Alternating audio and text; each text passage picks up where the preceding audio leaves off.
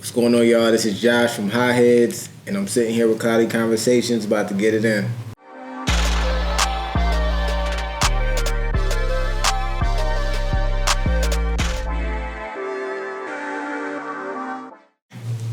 Alright, so thanks guys for tuning in to another episode of Cloudy Conversations. Today's guest is clothing designer, podcast host, father, husband, and as he just mentioned, owner of Hotheadz shop, Jousha Ragland.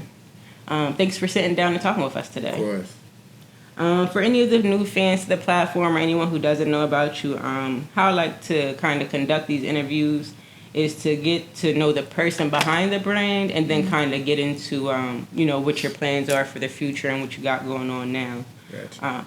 So where are you from? From Harrisburg, grew up on the hill. Went to Harrisburg High. Yeah. And what year did you graduate from the high? 09. Okay, so that kind of gives me an idea of what year you were at the high and what was going on up there. What kind of things did you like to do as a kid, teenager? I like wrestling. Were you on the team? WWF. No, I'm talking about like that. wrestling. That's crazy. You're like the third guy I interviewed who has said this. If they're around that age range, wrestling was like life. You know what I mean? I liked wrestling. I liked drawing. What else did I like? I used to like running. You know what I mean? Never got on the track team though. My mom used to trip, but I like running. I like running. So yeah. And then also as a kid, you liked the sports, but you didn't necessarily play for the teams. But were you like outside on the court with it? Because I remember back in the day before we had a lot of technology, outside was kind of the thing to do. Yeah, so. Yeah. I definitely played. I played basketball on a team, young, 5th, 6th, 7th, 8th grade, around that time. Like I played basketball. I got to high school, and I was just on some other stuff. So I went to the tryouts, and the same day I was like, bro, I don't got time for this. And this is when Smallwood's been a coach for years. Was there, so yeah, it's like absolutely. You're definitely not just coming to practice if you ain't. Nah, it was like, bro, you doing way too much. And playing for the high is always difficult because it's always like a stacked team, especially the boys. It's like it's crazy how much talent is there every year. It is, and I wasn't willing to work that hard in basketball. I'll tell you the truth, I was worried about girls and other stuff I shouldn't be worried about. So you was like a ladies' man back in the day. Horrible, yeah, disgusting. You bad reputation with the ladies? Back in the day, yeah, I'm good now. Yeah, you're married now. Yeah. I'm all good. Would you have pictured yourself being married and like the family man that you are now back in the day? You know what's so crazy? I did. I always knew at some point. This is crazy. I always knew at some point I would have to change. I always knew it. 13, 14, 15, 16, 17, I always knew at some point, I'm going to have to choose another way to live. I just wasn't willing to do it at that time. Well, you're young, yeah, so you got to get it in. Absolutely. And was that thought process of you knew you were going to have to change come from like the examples in your household, like maybe your father, or just maybe the wisdom that your mom instilled in you? Like, boy, you're not going to be able to keep living like this. Nope. I'm going to tell you the truth. And I ain't trying to sound crazy, but God was always talking to me. Yo, I believe this is crazy. I believe As that. a young boy, like, people always say, yo, you're different. There's something different about you. When you grow up, you're going to be different. You're different. It was definitely not. It wasn't the household. Now I don't mean to talk bad about my household, but it wasn't my household. It's the truth. I didn't know my dad really until I was like 18. Okay. My mom worked. You know what I mean? She worked hard. Like I never knocked that, but she didn't know to teach. She didn't know what to teach. She was the providing. She was, I said she had that on her plate opposed she didn't know. You know, she had no. She had 2 boys, and she had no idea what a boy growing up needed. She no idea, and I don't blame her for that. You know what I mean? It's normal. Right. And were you the oldest of your siblings? Youngest. The youngest. Okay. Youngest, 9 years younger than my oldest brother. Okay, so that's kind of like a big gap. And was he like a kind of like a father figure in your life? Nah. No, he was that older brother. He did whatever he was doing. You know what I mean?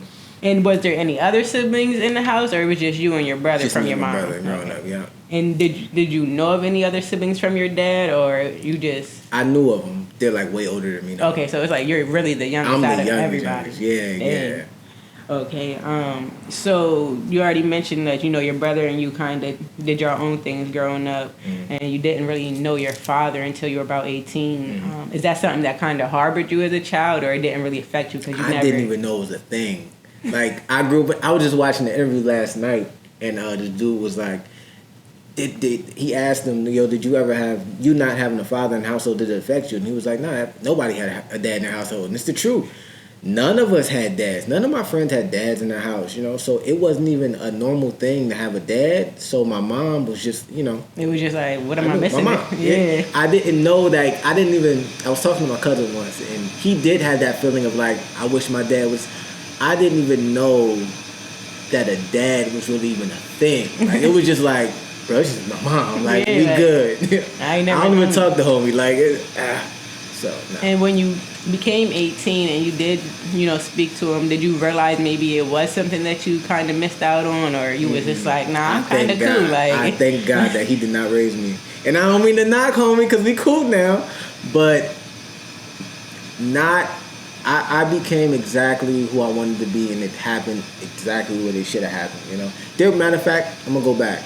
There was a father figure in a way, but homie was thrown off. So, young, I picked up some of those ways. Like, he was super aggressive, and, you know, he was just... It's just the negative traits of kind of what it means to teach you to be a man. Yeah, he was married and messed around. It was just... And he was a pastor at the same time. And it always be there. My dad was a pastor. Crazy, right? Yo. Crazy, man. So, he left a bad taste in my mouth as I got older. The guy who wasn't around from here and there left a bad taste in my mouth. Once I started to realize what a man was, he put a bad taste in my mouth. And I'm like, man, and I never had a chance to even, like, I cut him off when I got a little older. When I got like late teens, I like cut him off. So I never had a chance to really have that real conversation with him, and I still want to. I wonder if I don't know if he's still alive or what, but I love to have a real conversation. Right, just let him know, like, you I fell off of you for such and such reasons, but I got older and realized what you was teaching wasn't going to make me prevail in any type of way, shape, or form. Yeah, and I would like to know why and what happened to him to make him think that was the way. Yeah, because it always throws me off a little bit, like, when people are in the church, because like you said, like I relate to you saying God's been in your ear since a child. So when it's like, I feel like I know the Lord very well, and what he teaching me and telling me ain't got nothing to do with what y'all is doing and what y'all supposed to be portraying. So how do you feel comfortable preaching and saying living this life, but nothing you're doing is like lining up to that? This is a contradiction. Yeah, you know what's amazing about that? Typically, when people grow up like that, they have like a bad taste in their mouth about church. It never really affected. You know what it did for me? It helped me have a real perspective that these are just people. It helped me have that perspective that when I go to church, I got to make sure I have my own relationship with God, and I can't trust you to tell me how I should have this relationship with that's him. a fact. I got to have my own relationship. That is a fact. Not how you're telling me to have the relationship, but the way that me and him build the relationship. You know. Yeah, and like not even just you starting to paint your picture now, I can kind of see your guidance was the Lord, like in so many ways. Like he guided you by keeping your father out of your life because he knew what you pictured for yourself and what you envisioned, and you were listening to him early. So he's like, all right, well, he's listening early, let me feed him. Like, of course you're gonna go through your trials and tribulations, because that's with anybody to develop their person. But like you said, when you start meeting them at different points or separating yourself, like, y'all not really the people I need to have around me. And you were young making those decisions, so it shows just a certain type of maturity and willingness to take hold of your own future. Absolutely. Now, did you end up graduating from school? I graduated from the high, almost didn't.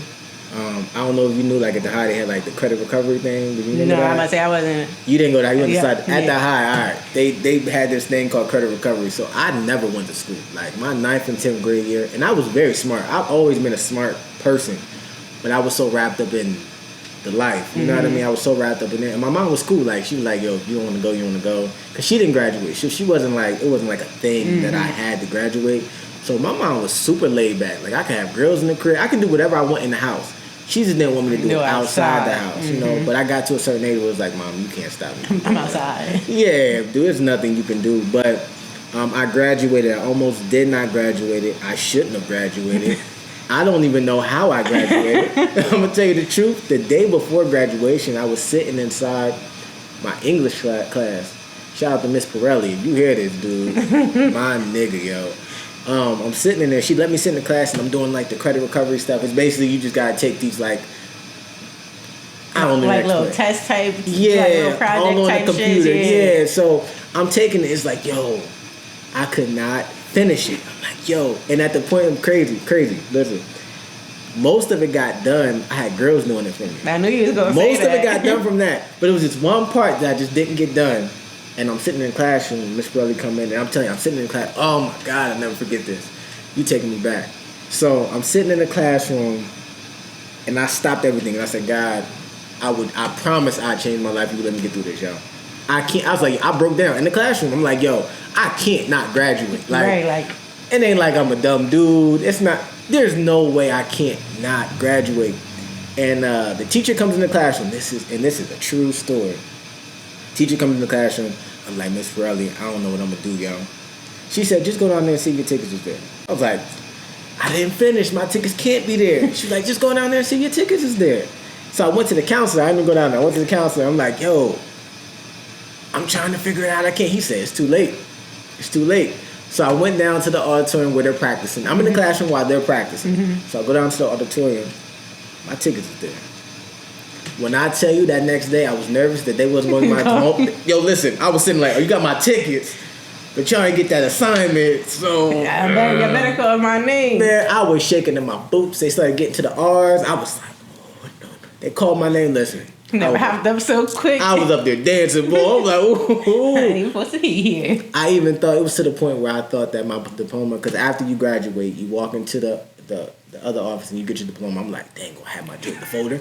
Yeah, I was scarred. I'm like, nah. You're traumatized. Yeah, well, yeah, that's how that went. No, that's funny, and it's like I think the high, like it was a tough place to attend. Even though I never went there, you heard the stories, absolutely. You know what was going on. But I don't think it was just a reflection of the education. We got to keep in mind the environment these kids is growing up absolutely. In, and when we come to school too. Most times, them 8 hours is the only escape you getting from any type of craziness that's going on at home. And it's not popular in the black community or most communities to talk about the trauma that you're enduring in your house. So it's like, when you think about it, kids come to school at 7:30 in the morning ready to fight and shit. It's like, what is you going through? Something's like, wrong. What's happening? Like, I need to talk to you right now because absolutely. That ain't normal to wake up with that much aggression in your heart that you want to come and inflict pain of somebody else. Like, for no reason at all. Well, from our perspective, no reason. Yeah.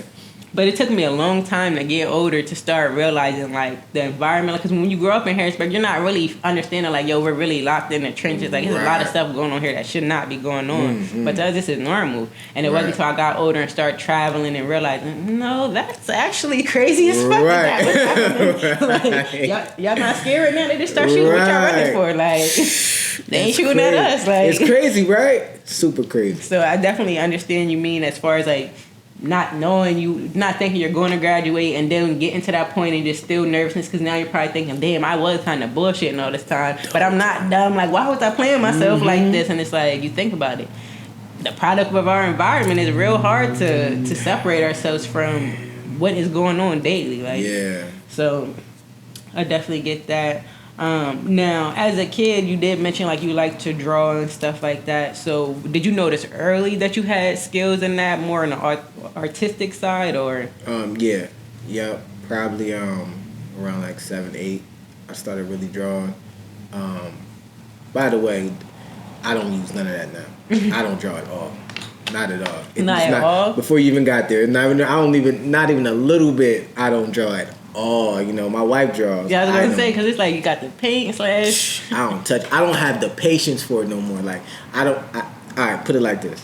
My mind is I can't fathom why I'm drawing. Like why? For what? Like, I can go do something else. Yeah. Like I'd rather watch an interview or so. Like, you know. So nah, it doesn't. But yeah, I started drawing early. Loved it to death. I love Dragon Ball Z. I used to like draw a lot of Dragon Ball Z and stuff like that. And eyes. I used to draw eyes all the time. I have no idea why, but I used to draw eyes all the time. And was there anything else like back then? Were you into fashion as well? Were you making anything, or that's kind of like? It wasn't until I was in 7th grade. Now you know what? I did like clothes, but I didn't really start wearing what I wanted to. I remember I had a conversation with my mom when I was like 12, 13. I'm like, I'm getting older now, Mom. I need need that stuff. You know what I mean? before then we was going to shoe department. Yeah. Even in the shoe department, I would try to get the dopest boots. Like even they then, had some heat in there. They did. Key, you know what I mean? And then you 12, 13, you get away with stuff like that. You can do that. So I go and like I always was into dressing. I definitely was. But it got real for me around like 7th, 8th grades when I really started like really getting into it.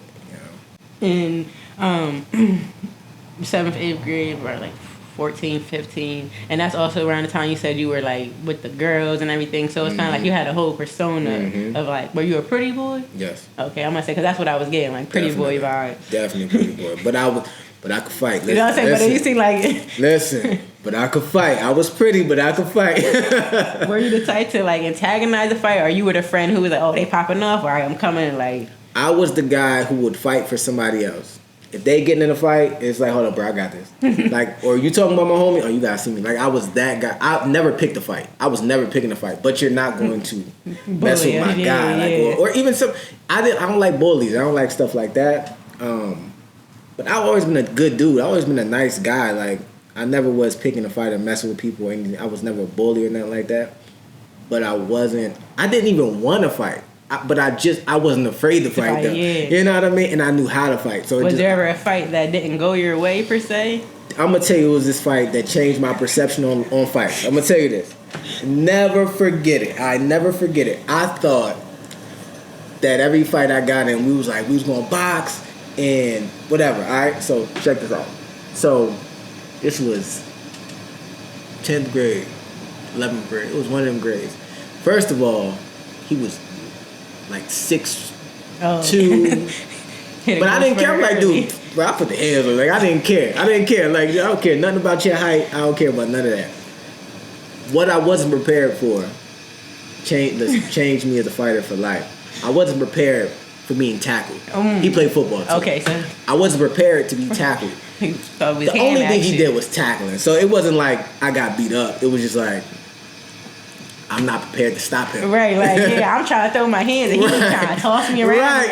Nigga, let me get in my stance. Like, that, it changed my perspective on fighting from there. And I said, yo, no more am I sitting here like trying to, we just standing up boxing. Nah. I'm putting these down. like, that's hilarious. Yeah. Now, kind of start to transition into the business side of you. Mm-hmm. What was your first business venture?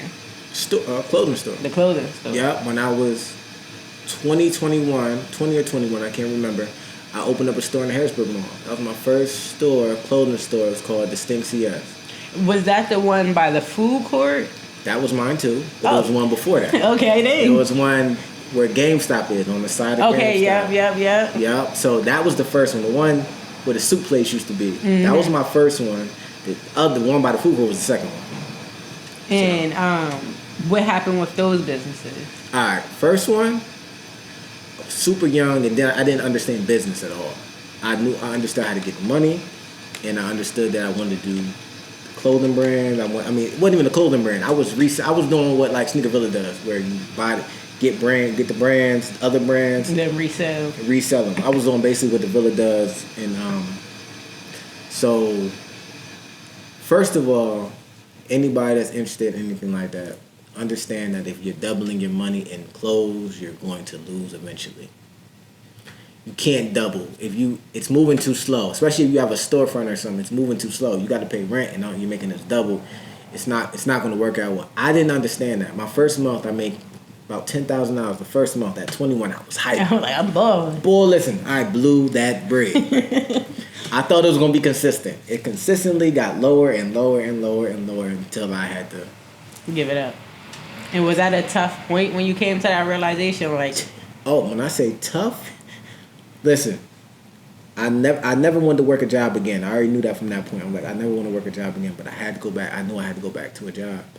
And my second son was on the way. And I remember a story. I tell the story a lot. I was sitting in the store, and one of my close friends worked at Journey. She was the manager at Journey. She's sitting in the store with me, and I talked.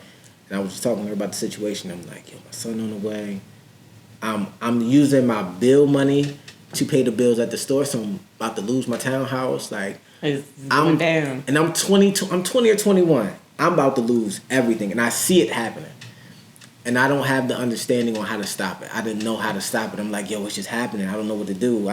So I remember sitting in the store and I was telling her like what was going on, and I broke down. I'm like, bro, like I'm young, I'm working hard. What's going on? The city's not coming out. What's going on? Mm-hmm. Like, and it was tough. That was extremely tough, but it made me way stronger. You know what I mean? Yeah, because you end up opening up another location in the same mall. Same mall. I said, yo, all right, I'm gonna do this again. And keep in mind, back then, Harrisburg Mall was actually decent. I'm gonna say the malls had never been the best, but it did have some high points. It was decent back then. It still had like the Express and the Victoria's Secrets and the American Eagle and whatever else that was like in there. It could back accumulate then. some type of foot traffic. Absolutely. So I remember situations when I was in there, man. It was just like people they'll see me and they'll be like, I'm not going there with that nigga. Yo. Like, and I'm like, Bruh. I don't even know you. But the first time I experienced black people having issues with black people, that's the first time I ever experienced anything like that, yo. And I'm like, yo, you don't even know me you don't even know. You know, and you walking, I see you walking fast to the store, and as soon as you see me, You like, I'm out. it just turned right around, yo. Crazy. But yeah, that experience was amazing. Not at the moment, but now looking back, that experience was amazing. Opened up the second shop. More understanding, but still not enough to understand what I was doing wrong. I ended up going from there, and this is when the mall started declining. Mm-hmm. At that point, the second store is when the mall just started. Everything was leaving. I'm like, oh, we just sitting here. The mall's dead. We just sitting here right now. I didn't understand marketing at all. I didn't understand how to leverage anything. Like, I didn't understand. Yeah, it was just I'm gonna open my store and we go and work like. Yep. and listen, so we ended up transferring. We ended up leaving the Harrisburg Mall and we went to Capital City Mall. Capital City Mall taught me a whole nother lesson, which is make sure you do your business right. So I went to Capital City Mall, and first of all, the price is way higher. Yeah, I'm about to say, I can only imagine what you were paying for that one. This is right before Dave & Buster's was about to come. Okay. Like, this was probably... They said it was coming, but it ended up being longer. I remember we got in there, it was like, yo, Dave & Buster's is coming in a few months. So we get in there, and I see the space a couple months before we actually move in. The space looked good. I'm like, cool. So this was probably like October. November, December, somebody had came in there just for the holidays. I didn't go look at the space after that. So I just went in there, paid the money, signed the contract. I went to the space. It was it was holes in the wall, like, holes happened? in the floor. Stuff was ripped out the walls. Paint was. It was just crazy. I looked at my cousin. I'm like, nah. I called her up. She said, look, you paid the money. You locked in. There's nothing I can do. I'm like, yeah, like that. She said, yes. All right, this is what we're gonna do then. I said, I'm gonna be here for this month. I'm gonna get my money back, and I'm dipping. You gonna do me like that? I'm gonna do you like that? Hey, it is what it is. I deal with the consequences eventually. You know what I mean? So yeah, that taught me how to actually pay attention to the business of the business. You know what I mean? And not just worrying about getting this space and get this money. So then, after you went to the Capital City Mall and they try to finesse you out of that venture, where did you go? I took a break. You took a break. I said, you know what? I actually was deciding whether or not I would ever do it again. I was like, at this point, I'm blaming the city. You know, I'm blaming the city. I'm like, yo, this, and partly it is being in a small city, small population, not that much money circulating. That to a degree that is but it also is my lack of knowledge, which is what really I blame myself. Now I'm not blaming cities for nothing. It's me. I'm the reason why I'm here. So if it is the city, I'm gonna blame me because I decided to sit here. So from there, I had took a break for maybe like a year and a half. I was working and on and off working, and I started a brand. I think that's how it went. So then None of this was Hotheadz yet. Okay. This wasn't Hotheadz yet. It was Distinct. It was Chalice, and then Hotheadz came. And Hotheadz was the first idea was it's going to be a hat store. Okay. And it wasn't named Hotheadz yet, by the way. So my wife came up with the name Hotheadz, and I thought it was corny at first. I was like, nah, ain't no way I'm naming something Hotheadz. So then I sat on it for a little bit. I thought about it, put my own meaning behind it, and I opened up another shop. And that was the first Hotheadz store over on, can't think, it was across the street from CD Middle School.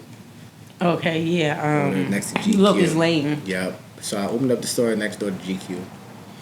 And another situation where I'm rushing. I hope y'all paying attention to these stories about business, y'all. Because I got them. This is game. Like. Another story of me trying to rush into something. And I'm paying attention to the business, but not enough for me to make clear decisions on it, right? Mm-hmm. So the space was super small, and they charging an arm and a leg. And keep in mind, I've been doing this. By this time, I've been doing it for like 5-6 years. I've been doing business, so I know when somebody trying to get over. I knew that from the go, and I'm like, I gotta get going. Get something going, yeah. Yeah, cause I'm not going to no mall, and I wasn't familiar. I'm like, yo, I don't know any other. I'm not going on the hill, open up a store. I'm just not. It just doesn't make sense. So I was just trying to figure it out. So I'm like, that opened up. I actually ran into my guy, Dwayne Mallard. I ran into him at a store. He was like, my cousin, he got a spot, blah, blah, blah. And I'm like, oh, dope. Give me his number, blah, blah, blah. So that's how he linked me in with that. But I ain't gonna go too deep into the story because I ain't got no ill feelings against nobody, but they wasn't prepared for what I was prepared for, and I ended up getting out of that. Yeah, so you separate from that one as well. Getting out of that. And from there, me and my wife started Mrs. Paint Party, which is a paint party business also. So we do that. We started that, and we opened up a spot down the street from here. And we split it half and half. So she did paint party, similar. Right. So, we just split it half and half. And that's when I started really building Hotheadz and understanding the business behind what I was doing. That was, yeah. Okay. Now, you mentioned her a few times, your wife, in regards to, her helping you with the idea for it, and then you guys kind of being co-business partners. So when did y'all meet? Like, when did y'all become? Me and my wife been together since my second store. Me and her met right before my second store. We've been married 4 years. We've been together 5 years, maybe a little over 5. So when you first met her, did you know? Because some guys say, "Oh, I knew I was like that was going to be my wife." No. Excuse my French. I love you. I know she gonna watch it, but no. Truth be told, no, I didn't like her at all. I didn't like her at all. Wasn't my type. No way. We was just actually having this conversation last night. I didn't like her at all. No, it wasn't love at first sight at all. It was something that, as time went on, and I don't want to sound like a dick or not, but a lot of times when you're around somebody long enough, you start to grow and change and develop as a person. So with her, I'm already learning. I've always been in self-development, always been, you know what I mean? So she's starting to see another perspective of a man outside of these foods. Like, she's seeing a whole nother perspective. So her as a person starts to change. I start to see it. I start to like her. We get together. Okay, so yeah, it's kind of like you put her on the rail, now she hate lanes. Like, right, you know what I mean? And that's a key factor that most guys, I don't think, acknowledge in the kind of woman they deal with or attract, because if you're not presenting yourself as something that a woman should, not say put on a pedestal, but should respect, like, you're not providing, you're not giving me game, you're not making my mind wonder, you're not giving me nothing. What are you watering into me that I can, give back to you? Nothing. Yes. So she kind of like seeing how you were stepping in. That's a real woman. Like, oh, I can learn something from him, and then adjust. And now look, you guys have come together and blossomed pride more than you would have apart. So. Absolutely.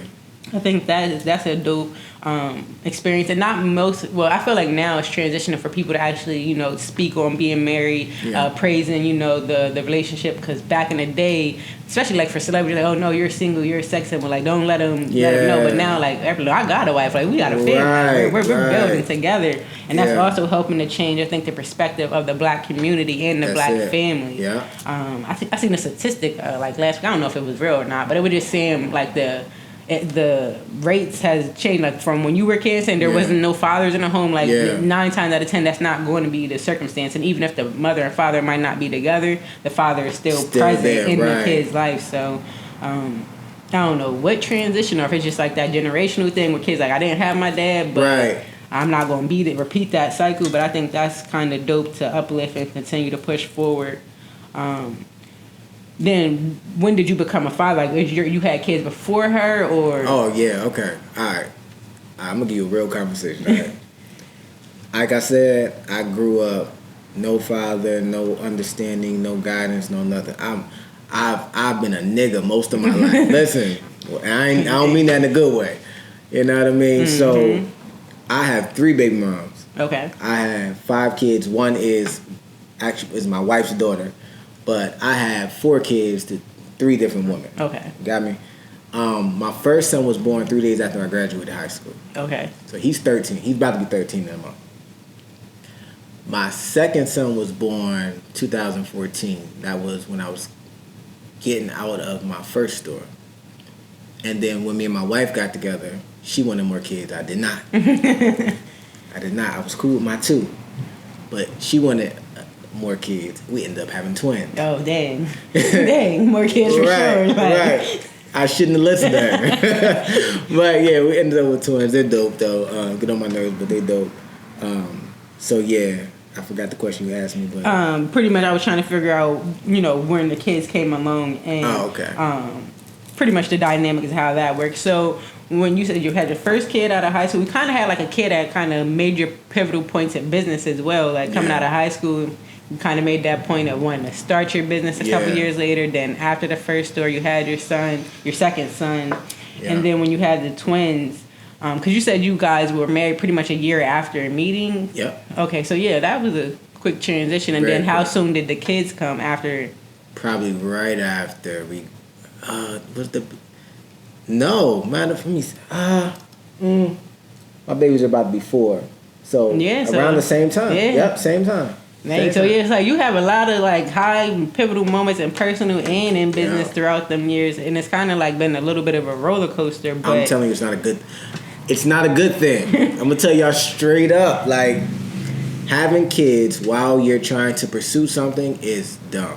I'm gonna say it. I want to be blunt so that you understand that it wasn't a smart decision for me to do that, because I have very big goals. Mm-hmm. And I'm a very present father, and I'm a very present husband, and it's hard to chase 2 rabbits. Going a different direction, so it's hard. Me being a day-to-day father and husband, what's the word I want to use? It contradicts me wanting to be a millionaire.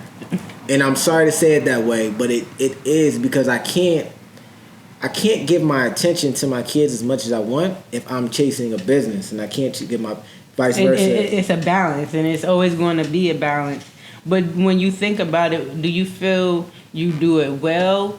And especially as your kids are growing up and as the business continues to grow, would you find yourself find it difficult to choose between being present for the kids or having to sacrifice and do something for the business that you know is going to benefit them in the future? Absolutely. It's always a choice. It's always a choice I have to make in between the two. And I'm so honest. I'm going to tell you the truth. I'm a very honest person, so I'm not going to sugarcoat it and make it sound pretty. Having kids and being full-time parent, and you want to be a part of everything, you want to help them out with the learning. My kids, some of my kids are homeschooled. Like trying to be that person, I try to be dad. Like, I'm here for we gonna run, we gonna go out, we gonna throw the baseball, we gonna go in, we gonna do school. I'm gonna teach, like both of my sons, my older sons, are they learned how to read when it was 3, 4, and I taught them how to read when they were 3, 4 years old. It's hard to be that consistent in that area, but then also try to build this over here because you got to be that consistent for that too. So it's like another kid. It's a whole nother kid, and it's a newborn. You know what I mean? Nothing without you. If you neglect that child, it's going to die. So it's like, I just came up with, man, you about to get me talking. So I learned something in the past probably year of my life. At the end of the day, my kids going to do what they want to do. The best thing I can do is give them the guidance, but I used to stress over the fact of like, dang, I didn't raise you to be like that. Why are you acting like, I used to stress over it. And I realized something, my kids are just human beings. They're going to do human being stuff. People are just people. My kids are people at the end of the day, and I can't stop them from making their own decisions. So I started to step back a little bit and not being so, what you doing? You good? And it pushed me being like that as they get older. It starts to push them away in a sense. You know what I mean? Because my other kids' parents are more lenient. You know, you can play the video game when you want. You can watch TV when you want. I'm like, how much you learn today before you pick up that video game? Did you read for an hour? You ain't playing that game for an hour if you ain't read for an hour. Like, I'm like that. So if you have to choose between, kids never want to choose the hard way. Like, they're not interested. It's a special kind of kid that's going to be like, yo, all right, my dad want me to do some hard stuff today, and I love him for it. Like, nah. They want to pick up Fortnite. They want the Switch. They want to play all the games. They want to watch the TV. They want to watch YouTube. They want to do that stuff. And I made the decision, man. Like, I'm going to be who I am, and they just got to deal with it. But I'm also not going to be so non-present that they don't have any, like, well, my dad, he was around, but he ain't really interact with us. That's the part where it's like, all right, I'm stepping back a bit because I have to, because again, especially my son is about to be 13, like, he's becoming his own person, and there's no way that he's gonna be able to become his own person with me always like in his ear trying to tell him like, don't do that. Like, especially when you think back to yourself at those ages, like, your parents kind of gave you that freedom to find yourself. Like, they didn't allow you to just wild out with no guidance, but at the same time, like you said, like, your mom wasn't sitting there in your ear constantly nagging you. She was like, you know which is right from wrong. Like, don't make me talk to you, boy. Like, I heard this guy say something the other day, interview I was watching, Myron Golden. He said, if you love somebody, you'll let them fall. If you don't, why wouldn't you? That's always the best moments in life. You never learn from being held and cradled, and like, you don't learn from that. You don't learn from being happy. Nobody ever learns from being happy. You learn from struggling. So if you really love somebody, you gotta let them struggle. You know.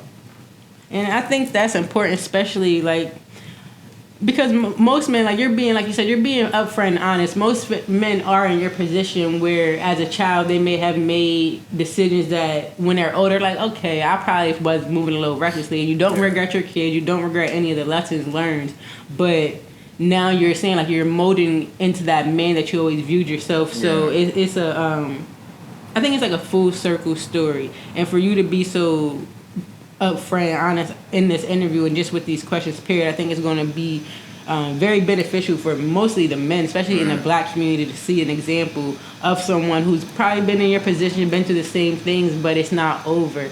I think in our community we get stuck a lot with not thinking past 21 or what the rest of our life is. And now that I'm like 27, I realize, the rest of our life is kind of just getting started. Like, the greatest years are to come. Like, as a kid, it was cool, but I was stressed the fuck out trying to get my shit together. And then I was like, well, I needed a job. I needed this and the third. And that's not going to come until I'm up of a certain age. So it's like, I really want the kids now to understand life has not started for you in no way, shape, or form. So you need to be a little bit more mindful of the choices you're making, because, like, especially in our community in Harrisburg alone, we see it all the time. Kids are going to jail for longer than they've been alive for a 5-second decision. And I feel bad for them, but at the same time, it's like, you gotta, those were your actions, those are your consequences. So it's a tough lesson to learn, but it's something that, has to happen. And kind of to go back into the business, because you spoke on it earlier, when you first started out, you didn't necessarily have the understanding of marketing and branding yourself. Mm-hmm. And then once the Hotheadz came along, I feel like it's when it all kind of fell into circle for you, because I started noticing it from kind of like other people like in the city doing campaigns, like posting up in shirts. I'm like, whose brand is this? Where did this come from? Oh, that joint's kind of fire. Mm-hmm. And then I started seeing it more and more. So was that like a conscious decision to start linking with different people in the city who have a look already? Yep, everything's on purpose. Every single thing I do now has a purpose behind it. I never if you keep seeing Hotheadz, it's definitely been planned out. You know what I mean? I kept seeing it, like, okay. Everything, down to the podcast, down to the performances, down to linking with people, down to influencer marketing, down to everything's on purpose. You know, yes.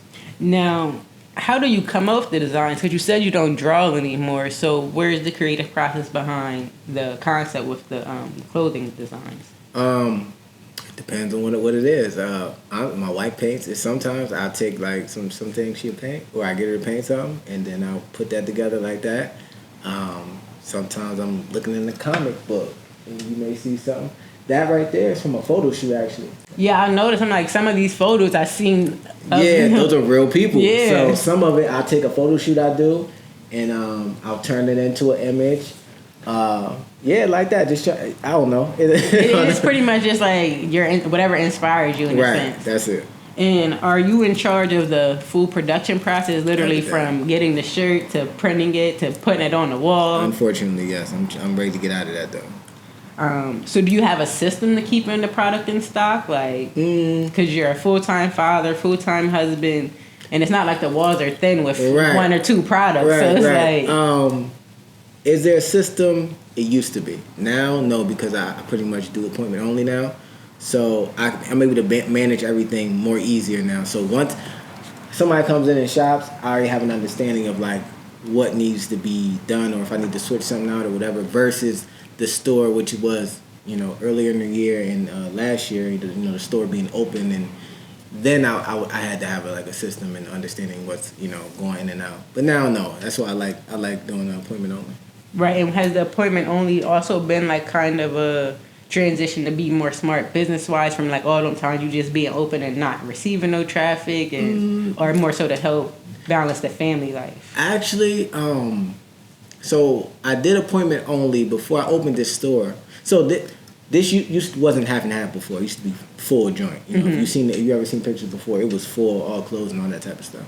So before I opened this shop and we were down there, I did appointment only, and it did really well. Mm-hmm. So what I wanted to do is have a more exclusive experience. That's like some exclusive stuff right there. So when you come, all right, it's just gonna be me in here, and maybe me and somebody else. Mm-hmm. I can I take my time. It's more of an experience, and I know I'm trying to build a community of people around Hotheadz. I want to build up a real community of people, and if you're willing to take the time to make an appointment, that must mean you really care about this brand, No, and that's dope. Because I was thinking that if I come to the store and I feel like he's opening up the doors for me and I get to shop, you know what I'm saying? You need anything? Oh, I'm a superstar. Like, right, it's a whole nother experience. You got some water in here? Like, let me get some water. Right, you going to make me start doing that. I'm going to start selling water. I got slushy. I'm going to start selling slushy. Sound like, give me a little pretzel. I'm hungry. Right. But no, that's dope. And since you started like doing an appointment only, you said like it has been a better response, and were you nervous at first that it wouldn't be received real? Because I did it before. Okay. Yeah. All right.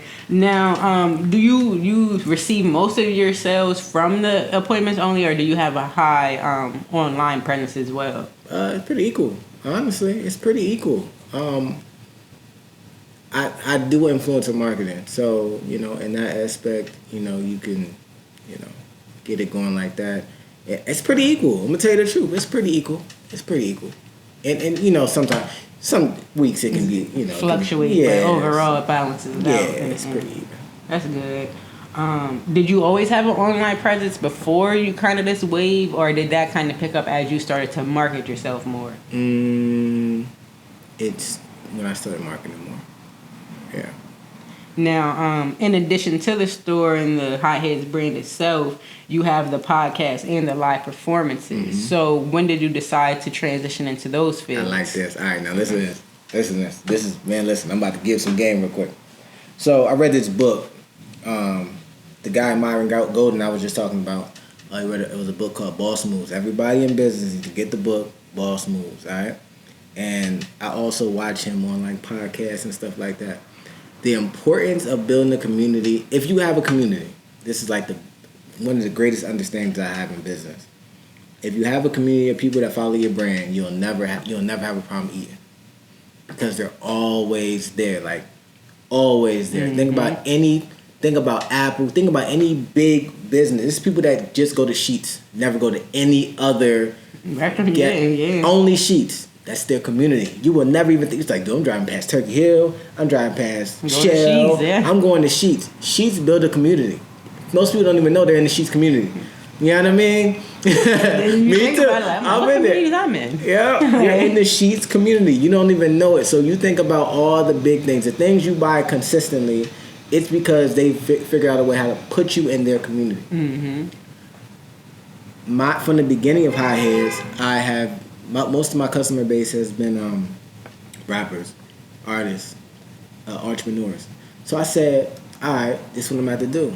I gotta build a place where they can build as well. I want to be able to give value to the people that give me value. You know what I mean? So I'm basically building a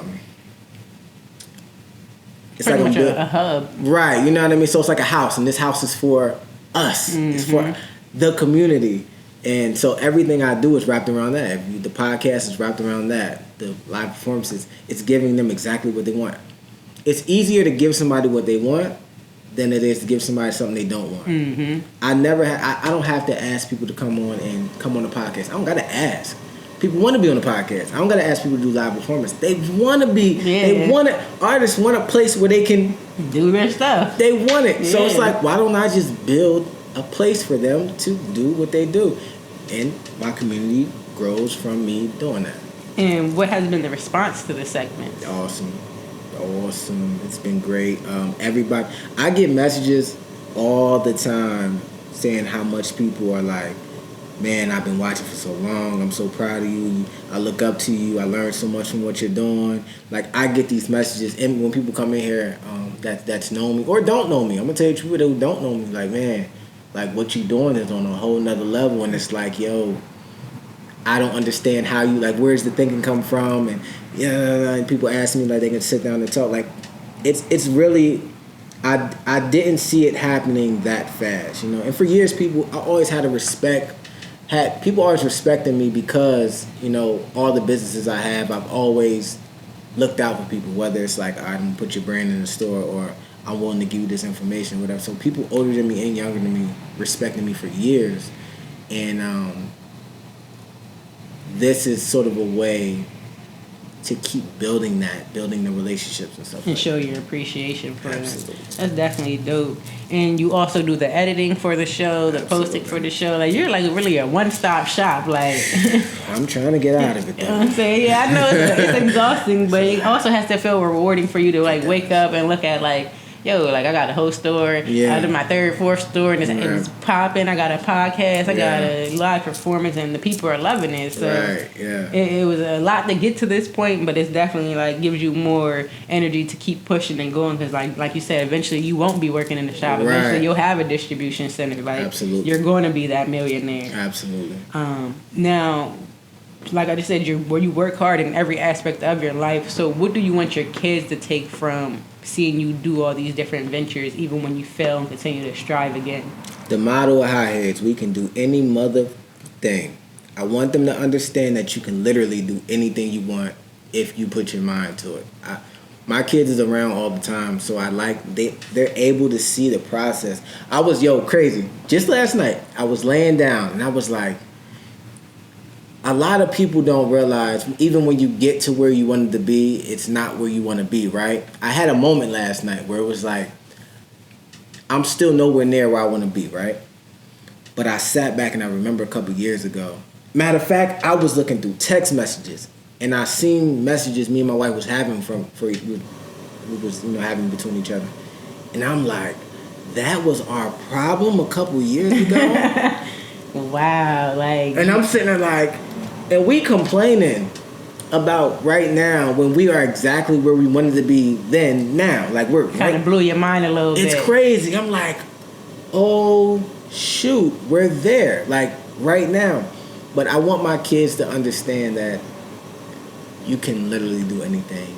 You just got to be willing to do the work. You know, you got to count the cost. Like, are you willing? I heard somebody say this. He's like, yo, I'm a millionaire. He's like, I'm a millionaire. And he said, I always wanted to be a billionaire. He was like, but one day I sat down and I thought about it. Am I willing to do the work to be a billionaire? I said, no, I'm not. He's not. Hey. And I appreciate, like, you got to understand that. You got to count the cost. People want to be millionaires. Listen to this. Oh, man. The dude Myron Golden, I love this dude. I love him. You know Eric Thomas? No. You don't know Eric? Oh, my God. Eric Thomas, Myron Golden. You got to look them up. You got to study these guys. Oh, my goodness. Two guys that changed my life. Myron Golden said something that stuck with me. And it could be so simple, but if you really grasp this, your life can change. He said, all right, basically, success is about input-output. So you'll never be able to get the thing if you don't become the person that can get the thing. So look at this. Think of it as working out. This is how life works. Think about it as working out. You walk into the gym, first time in the gym, and you like 350. I'm putting it on the bench right now. Can you lift that 350? Probably not. Impossible. Why can't you lift the 350? Because I never did it before.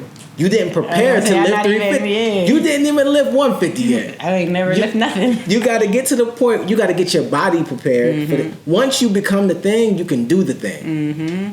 So I spend my life thinking about, I want to be a millionaire. I got to figure out who's the person that can be a millionaire. Because right now, I have exactly what I have because of who I am as a person.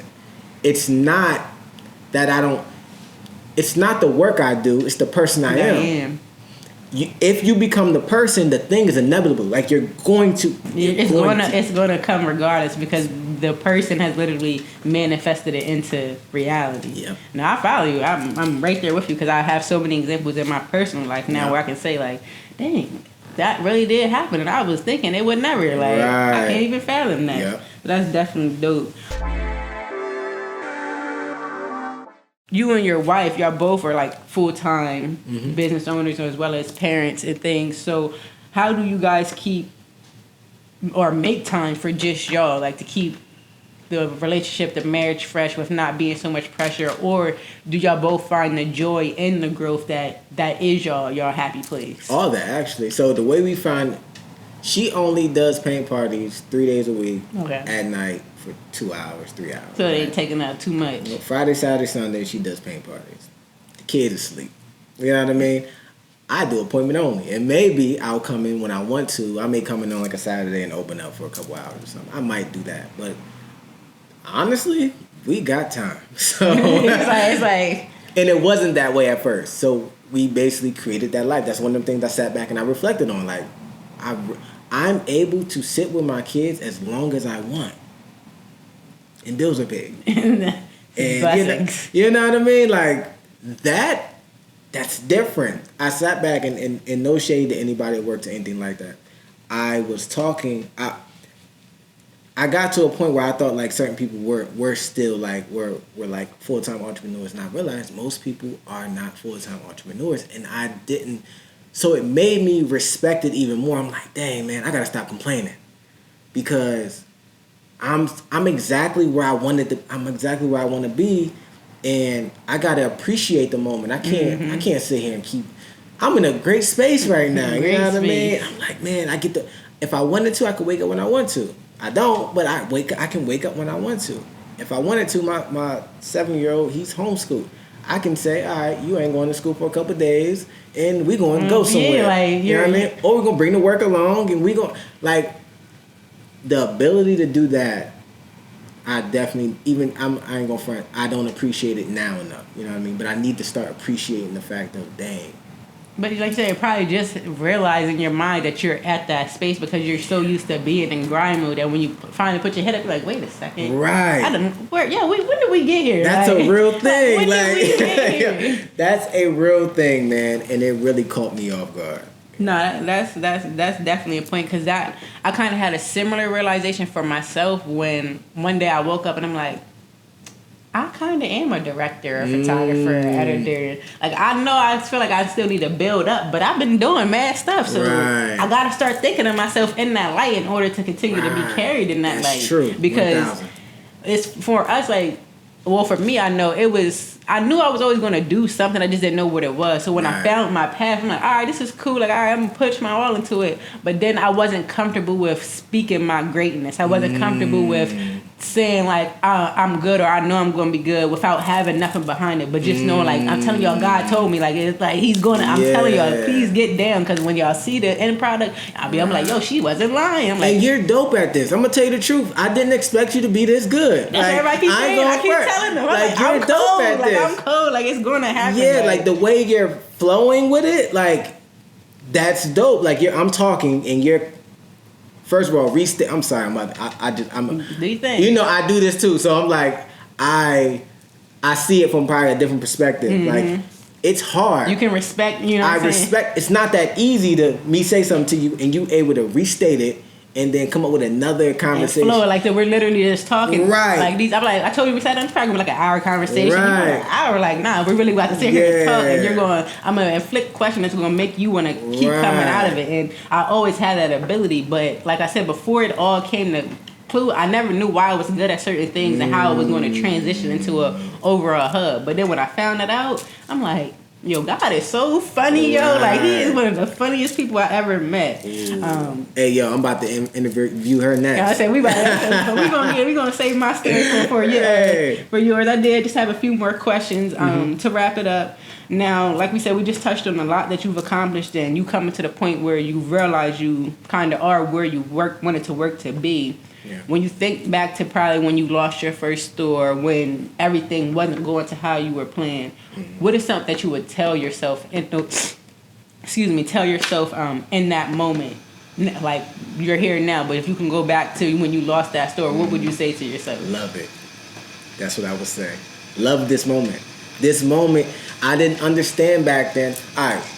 Right now in my life, I understand that anytime pressure comes, I'm about to go to a whole nother level. Like, because every time a problem comes, I got to go to another level to get it going. Like, I have to become a different person so that I never had that problem again. So when I would tell myself, love it. Love this moment. Don't run from it. Don't stress over it. It's life. Everybody goes through the same problem. There's not one person. It's not different for anybody. We create something, we suck. If we don't reevaluate, we lose it. That's a and fact. it's just consistent. No matter what level I go on, the cycle is still the same. I do something new, I suck. Get better. So definitely. Now, what is your goal for the Hotheadz brand? Where do you see yourself taking us in the next 5 to 10 lifetime? I want Hotheadz. If you're familiar with Supreme, Supreme has built something that's beyond clothing. Like, Hotheadz is not clothes. Like, this is what y'all see, but I'm creating a lifestyle behind it. When I say we can do any motherfucking thing, like, that's what I'm trying to really show people. Like, you really can do anything. There's no boundary. There's no wall. There's no ceiling. You can literally do anything. And I want, like, this year, I'm gonna say this real quick. It goes with it, but I decided I'm gonna do less design and more of just Hotheadz. More of just Hotheadz, because I want to push this on you so that you understand this is Hotheadz. Like, this is a movement. This is a propaganda, if I want to say. Like, I want to make people better. I want people to see that they're better. I want them to Hotheadz is aggressive. That's why it's Hotheadz. Like, it's aggressive. I want you to aggressively change. I want you to get mad at life, like, and really be like, yo, I'm taking over. Like, ain't no more. Yeah. Can't stop me. Like, that's my mindset. So the end goal is making it turning it into a community that can change the world, change lives, change your perspective on what a brand is. Like, I don't know any brand owners, big or small, who sits down with their community and have conversations with them about their life. Mm-hmm. I'm not sitting down with people talking to them about why you like Hotheadz. Right, no, you're talking to the person about the person. About the person. So I'm doing things to build the community up even more, you know. No, I definitely respect it, and I think that it's probably what is setting you apart from just the brand is that we can see the person behind it, we see the work behind it, but you're also investing in the community that's invested in you. Absolutely. And I know for me, I always respect that person more. Like, you respect my dollar and you want to help me out? All right, well, come on, I'm going to keep spending money with you. Like, oh, man, it's different. Now, and then just another wrap. So what is your hopes and goals for your family? I just want to be free. I want to be free, and I want us to have the highest form of communication that we can have. You know, my kids are going to go through what they want to go through, and I want them to go through it. I'm not wishing for my kids to have a great life. I want them to have their life. Long story short, that's real. Forget all that great life stuff. Go through your experience and do it to the best of your ability. Something that really changed my mindset in the beginning of the year, because I told myself after this year I'll never have another year like this year. And I said to myself, I sat down having this conversation, I said, yo, this is your only life, Josh. Live that joint. This is it. Like, I put it in real perspective. We all know this is it. Yeah, but this is it. Do you know this? Like, why not fail? This is it. Why not drop the ball a couple this is it. I say they remember your successes more anyway. Exactly. So we just gonna sit here and just do whatever it is. Do whatever it is. This is what I tell my kids. Do whatever it is you want to do. Just do it right. I told myself, he used to start playing baseball. I said, you know that we ain't just playing baseball out here, right? I said, if you're going to do this, we're going to do it. You're going to be the best out here, because why else do it? Yeah. What are we striving for? What you think I'm taking time of my day to watch you play? You got brothers and sisters, brother. We can go to the park. Yeah. Like, I'm not here to watch you play. I want to be here. I want to see you dominate, bro. Like, dominate this joint. Mm-hmm. And I want them to understand, like, that's the approach you take in all you doing. We're going to get out here and we're going to do our best. I don't care about the school system at all. I don't care about you getting good grades at all. I'll tell you the truth. The reason why I push good grades is because it does something to your character. Mm-hmm. When you say, I don't really feel like doing this. But I did it. And I did it very well. That builds a whole nother type of character. Mm-hmm. You know what I mean? You got me talking today, man. Nah, hey, you preaching. Because I remember those moments where I didn't do my best on the assignment when I knew I could have. Then I got my grade back. I'm like, I done fucking sold myself short. You know I'm it mad too. at myself than I am at the actual grade when I knew I could have killed that. So, not to say school ain't important, but school isn't important for the actual thing they teach you, but more so for the character that is built within you. Because I don't use anything from school. I use math, reading, I use reading, and writing.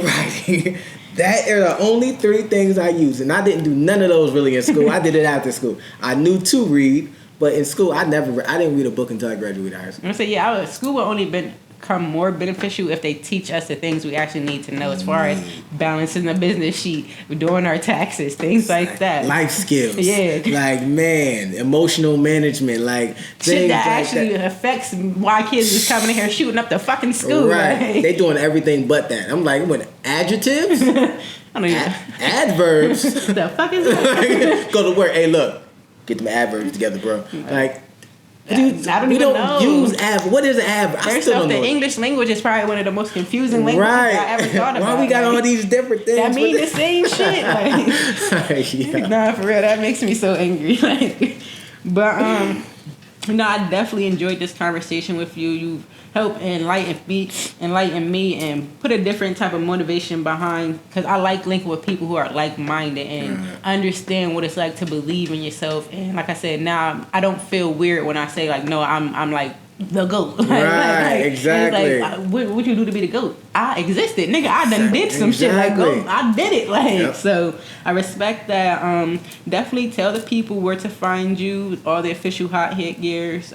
We'll have it up on the screen as well, but just go ahead and drop that for them. Yeah, so you can find us at Hotheadz Shop. That's the main page.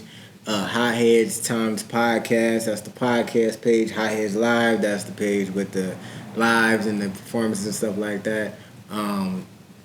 And don't worry about mine. You can find me. Just go to Hotheadz. If you go to Hotheadz Shop, you'll find me somewhere. You know what I mean? And then you can go to the website www.hotheadzshop.com. Yeah, there it is. All right. Again, thank you for sitting down and talking with us. I thoroughly enjoyed this conversation. I love running my mouth. All right. Tired of conversations. We out. Absolutely.